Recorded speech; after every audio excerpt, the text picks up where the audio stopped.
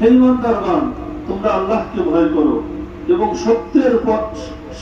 সত্য পথের পথিকদের সঙ্গে থাকো। আমরা অনেক সময় দেখি অনেকেই সত্য কথা বলার কারণে ফাঁসির মঞ্চে দাঁড়িয়েও তারা সত্য কথা বলেও কি করেছে, তাদের জীবনটা আল্লাহর রাস্তায় উৎসর্গ করে দিয়েছে। জয় বলুন সুবহানাল্লাহ।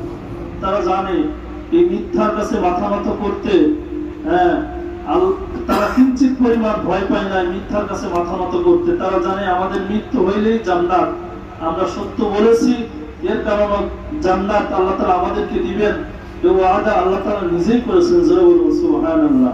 ফাকুল জাআল হাক্কু ওয়াযহাকাল বাতিল ইন্নাল বাতিলা কানা যাহুকা।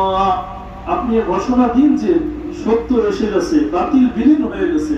সত্য এসে গেছে, বাতিল বিলীন হয়ে গেছে। নিশ্চয় বাতিল বিলীন হওয়ারই কথা। আল্লাহ পাক রব্বুল আলামিন এ সম্পর্কে বহু বর্ণনা করেছেন কুরআনুল কারীমের মধ্যে। সত্যের কথাও আল্লাহ তাআলা বলেছেন, মিথ্যার কথাও বলেছেন। রাসূল করিম সাল্লাল্লাহু আলাইহি ওয়াসাল্লামের একটি অসংখ্য হাদিসের মধ্যে একটি হাদিস, তোমরা আমাকে 6টি বিষয়ে আমানত দাও, আমি তোমাদের জন্য জান্নাতের জামিন হব। জয় বলুন সুবহানাল্লাহ। 6টি বিষয় যদি কেউ আমানত দিতে পারে, আল্লাহ রাসূল সাল্লাল্লাহু আলাইহি ওয়াসাল্লাম বলেন তার জন্য জান্নাতের জামিনদার হব। আমানত, এই 6টি আমানত হলো, যখন তোমরা কথা বলবে সত্য বলবে, যখন তোমরা কথা বলবে সত্য বলবে।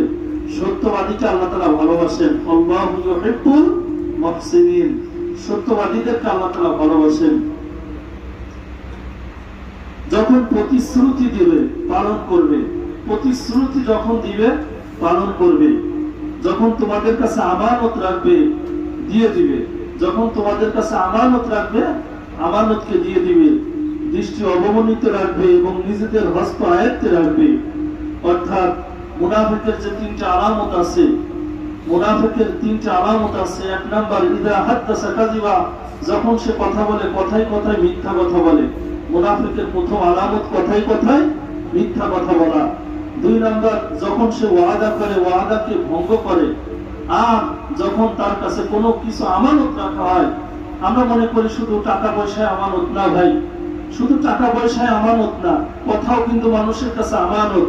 হ্যাঁ, মানুষের জান মাল সব কিছুই কিন্তু মানুষের কাছে কি হয়, আমানত। আমাদের সমাজ, আমাদের পরিবার, আহাল যারা আছে, আমরা মনে করি আমার আহাল পরিবার পরিজন যারা আছে, এগুলিও কিন্তু আল্লাহ তাআলা আমাদেরকে কি করেছেন, আমানত স্বরূপ দিয়েছেন। সন্তানদেরকে কি করেছেন, আল্লাহ তাআলা নিয়ামত স্বরূপ আমানত হিসাবে দিয়েছেন। সময়কে আল্লাহ তাআলা নিয়ামত স্বরূপ আমানত হিসাবে দিয়েছেন। প্রত্যেকটা জিনিস আল্লাহ পাক রব্বুল আলামিন আমাদেরকে আমানত দিয়েছেন। এজন্য আল্লাহ পাক রব্বুল আলামিন বলেন, ইন্না হাযা লাহুল কাসাসুল হক ওয়া মা মিন ইলাহিন ইল্লাল্লাহ ওয়া ইন্নাল্লাহা লাহুয়াল আজিজুল হাকীম। নিঃসন্দেহে এটাই হলো সত্য ভাষণ, এক আল্লাহ ছাড়া অন্য কোনো ইলাহ নেই।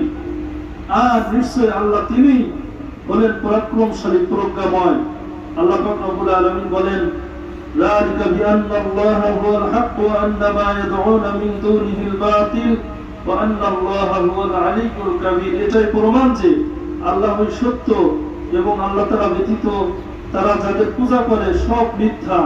আল্লাহ সর্বজ্ঞ মহান, কারণ আল্লাহ তাআলাই বলেছেন, ইন্নাদ দীনা ইনদাল্লাহিল ইসলাম।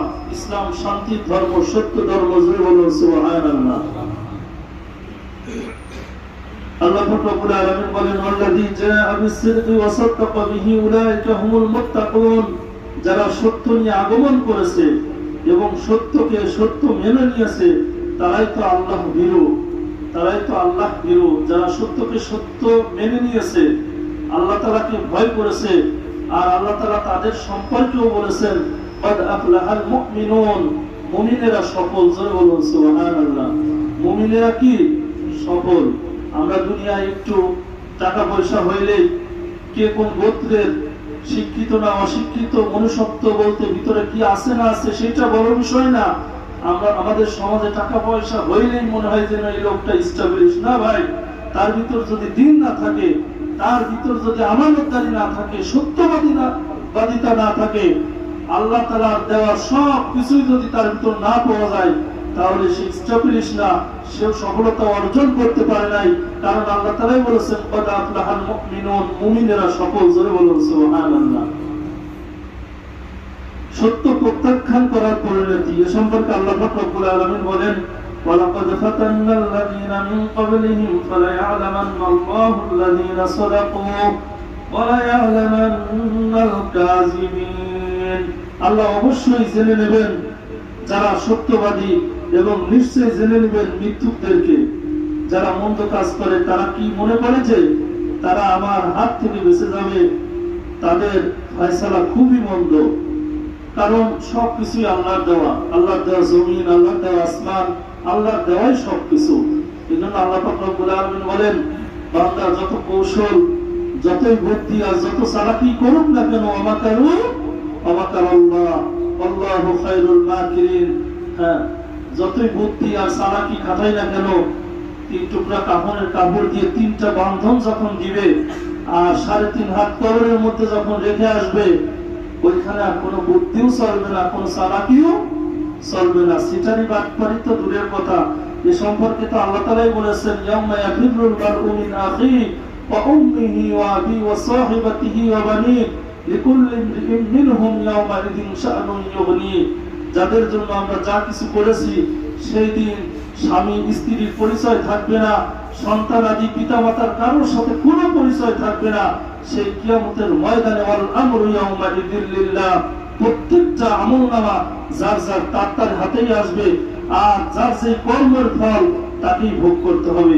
এজন্য আল্লাহ পাক রব্বুল আলামিন বলেন নিশ্চয় যারা আমার আয়াতসমূহকে মিথ্যা বলেছে এবং এগুলো থেকে অহংকার করেছে তাদের জন্য আকাশের দ্বার উন্মুক্ত করা হবে না এবং তারা জান্নাতেও প্রবেশ করবে না যে পর্যন্ত না সূচের ছিদ্র দিয়ে উট প্রবেশ করে। অর্থাৎ একটা উট সূচের ছিদ্র দিয়ে ঢোকা যেরকম অসম্ভব, কোনোদিন কল্পনাও করা যায় না, ওই সমস্ত মানুষ